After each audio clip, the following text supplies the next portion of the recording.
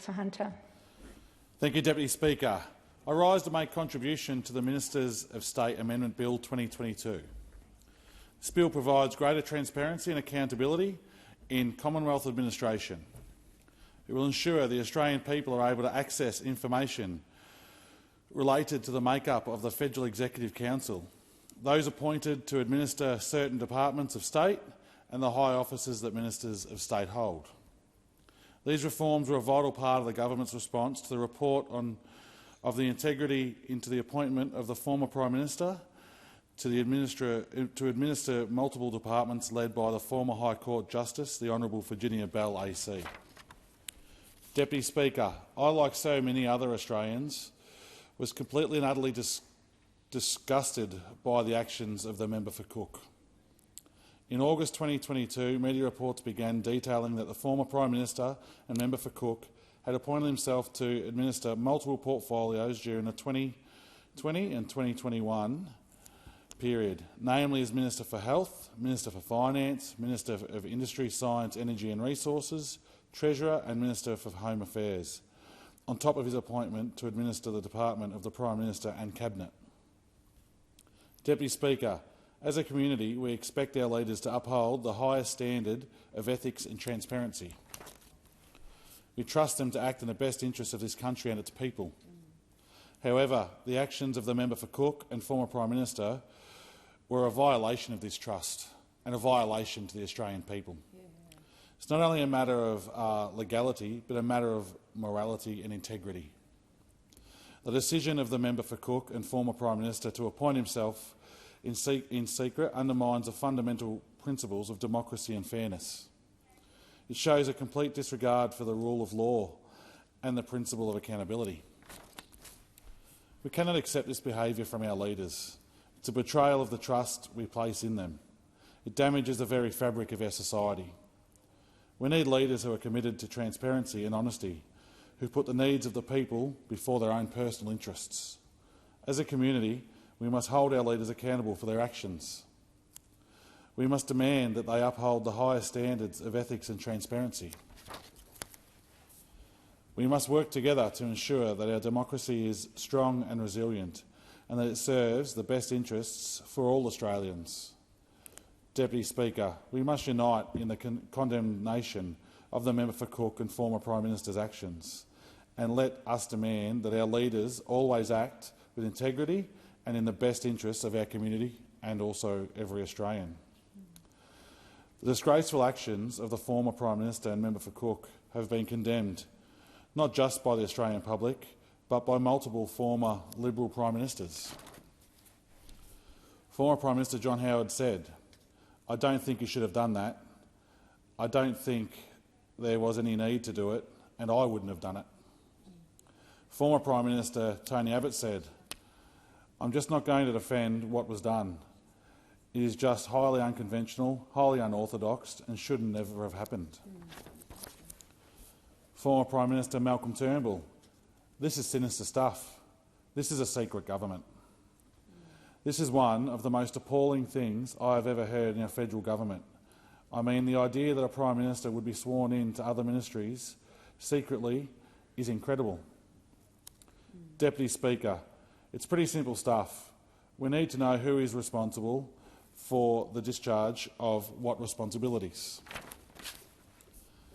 In August last year, the Prime Minister and Attorney-General, the Honourable Mark Dreyfus, announced the appointment of the former High Court Justice, the Honourable Virginia Bell AC, to lead the inquiry into the appointment of former Prime Minister as multiple departments. I need to state before those opposite start with their crocodile tears that this inquiry wasn't about politics. Instead, it was essentially an analysis into how and why this occurred, and more importantly, it was an analysis into who knew about the events that transpired. Deputy Speaker, it is important, it is vital and it is crucial that we have integrity and that we have accountability and transparency in our system of government and the processes within it, because our parliamentary democracy relies upon these conventions and relies upon the Westminster traditions of checks and balances. This was made abundantly clear by the Solicitor General, who said it was impossible for the Parliament to hold ministers to account for the administration of departments if it does not know which ministers are responsible for those departments. The Ministers of State Amendment Bill 2022 forms one part of the government's response to Ms Bell's recommendations. Specifically, the bill will require the official secretary to the Governor-General to publish a notifiable instrument register of the federal registration of legislation as soon as reasonably practical. Advising the Governor-General has chosen, summoned and sworn the Executive Council to the Federal Executive Council, appointed the officer to administer a Department of State or directed a Minister of State to hold an office. It will also require such notification of revoking any of these positions also. The notifiable instrument will include the names of the person, the Department of State where appropriate, and the date on which they were sworn, appointed or directed. In the case of revocations, the notifiable instrument is to include the name of the person, the name of the former officer, and the date that such membership, appointment or direction was revoked. The notifiable instrument may also comprise of a copy of an instrument issued by the Governor-General.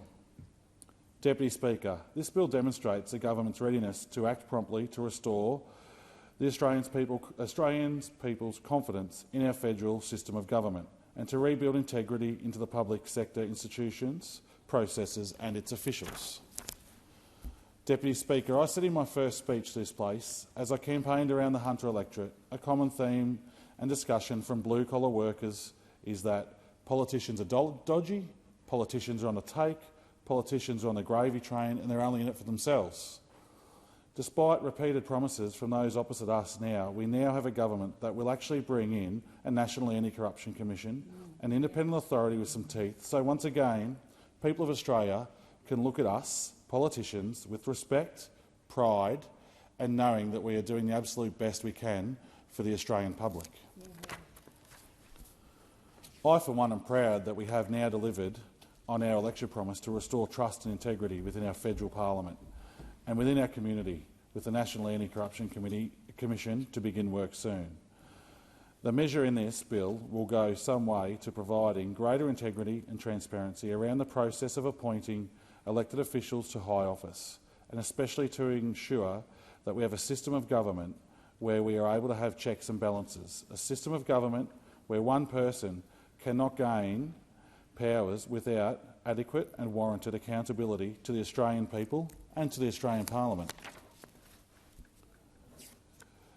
Deputy Speaker, integrity, accountability and transparency are vital in this place. We know that we must restore trust in the integrity to politics, and this bill, in the timely manner in which it has came to this place, shows our commitment to achieving that. I wish there had been no need for this bill, Deputy Speaker. Obviously everyone does, but clearly we must do this from the former actions of the former Prime Minister and member for Cook. I commend this bill to the House. Thank you, Deputy Speaker. I thank the member for Hunter.